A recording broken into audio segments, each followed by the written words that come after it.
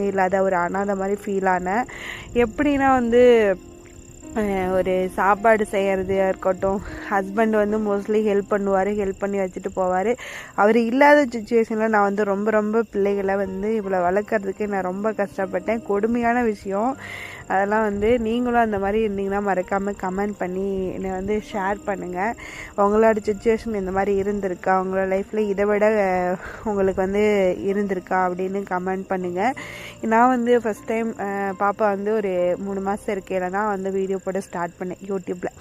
YouTube எனக்கு காசு வரும் அந்த மாதிரிலாம் எதுவுமே தெரியாது. ஆனால் யூடியூப்பில் காசு வரும் அப்படின்னு தெரிஞ்சதுக்கு அப்புறமேலு அந்த காசை வச்சு நான் என்ன பண்ணலாம் அப்படின்னு யோசித்தேன். ஒரு சிலர் ரோட்டோரமாக படுத்திருப்பாங்க இல்லையா, அந்த காசை அந்த அமௌண்ட்டை யூடியூப்பில் வர சம்பாதிக்கிற காசை நான் அவங்களுக்காக செலவு பண்ணணும் அப்படின்ட்டு நான் நினச்சேன். அப்புறம் பார்த்திங்கன்னா அந்த